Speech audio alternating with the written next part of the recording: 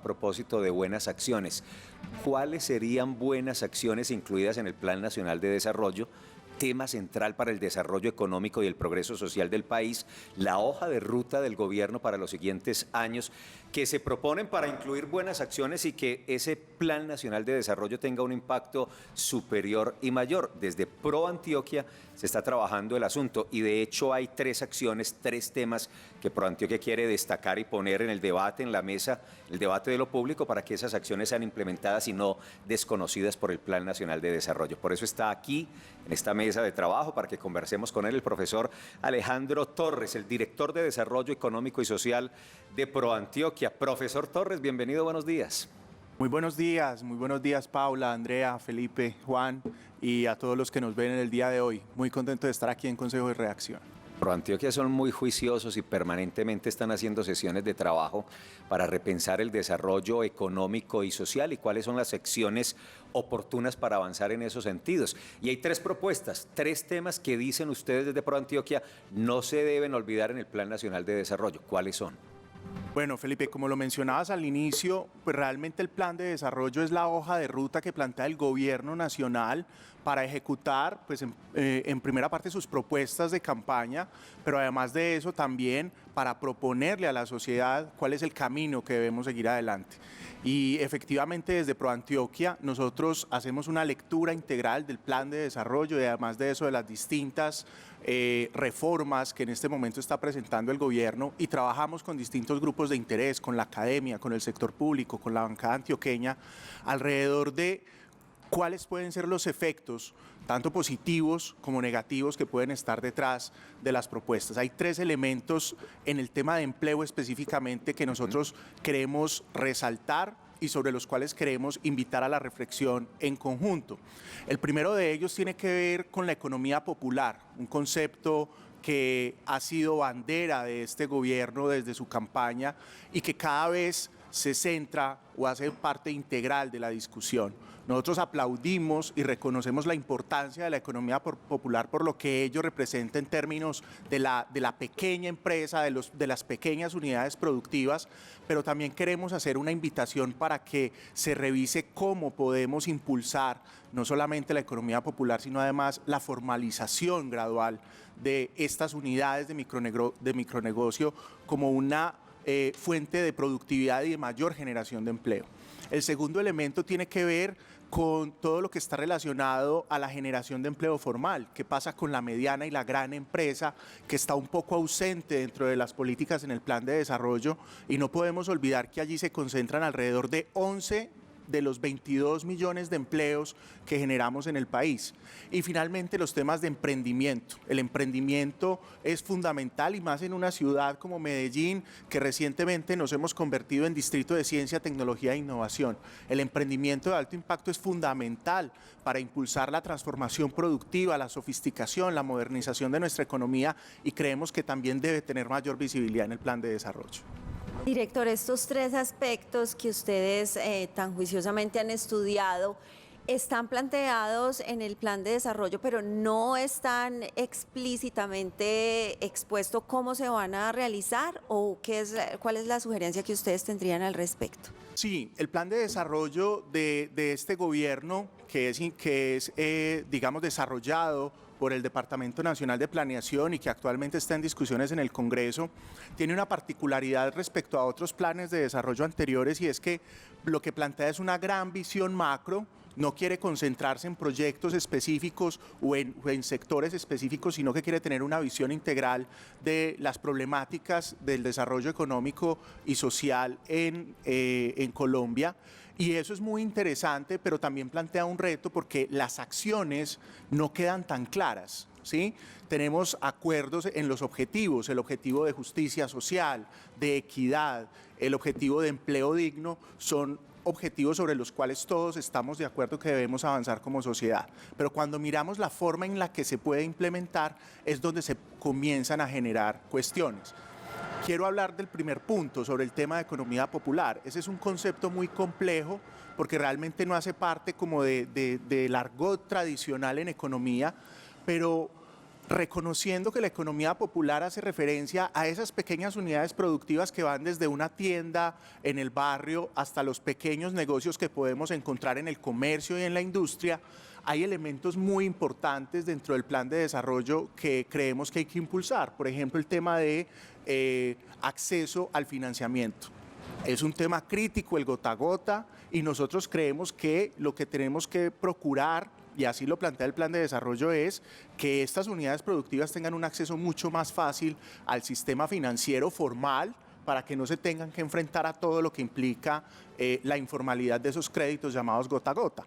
Pero, por ejemplo, el plan de desarrollo también propone que estas unidades puedan contratar directamente con el Estado y que además de eso no tengan que registrarse donde se tienen que registrar todos los proveedores del Estado, que es la plataforma que se llama el Registro Único de Proponentes.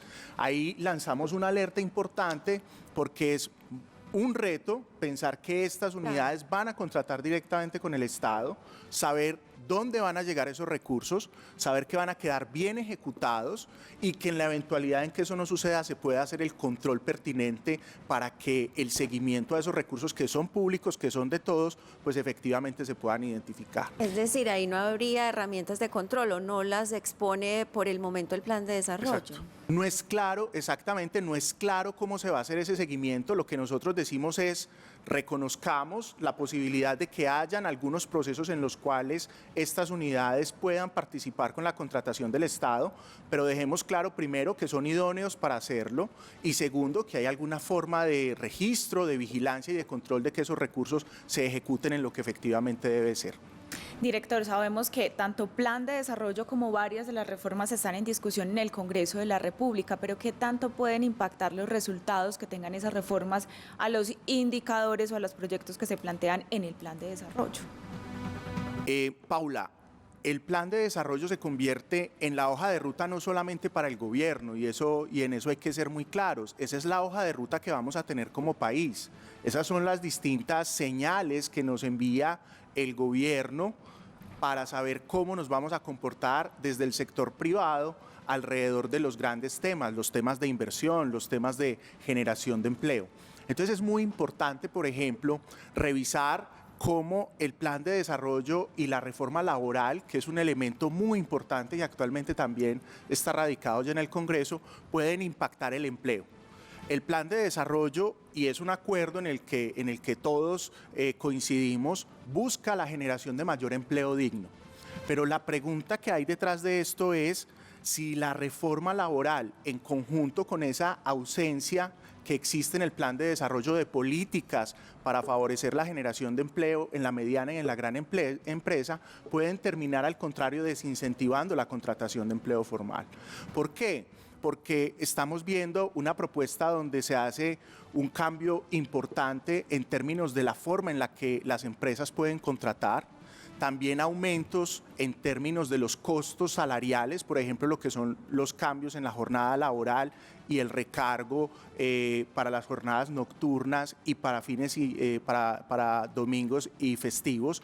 Y eso, por ejemplo, en el sector turismo, en sector de servicios, en restaurantes, en comercio, que son unos grandes generadores de empleo, puede tener unos efectos contraproducentes. Y hay muchas empresas que también están caminando en su proceso de formalización, que son empresas actualmente informales, que buscan ser formales y pueden llegar a un momento en el que dicen, bueno, pero ¿realmente sí hay incentivos para continuar ese proceso? ¿O será que es más estratégico quedarme aquí un poco en la nebulosa esperando a ver qué sucede? Entonces, es muy importante porque lo que nos plantea el plan de desarrollo y las reformas que tramita en este momento el gobierno en el Congreso son el faro sobre el cual nos vamos a seguir moviendo en estos 4 años en estos aspectos. Alejandro, yo me quedaba mirando y vuelvo y lo miro el video de Petro en la asamblea de Antioquia. Cuando María Viviana le hablaba de una cosa, él ponía cuidado, pero en la intervención de él no se refirió en nada a lo que dijo la directora de ProAntioquia, la presidenta ejecutiva.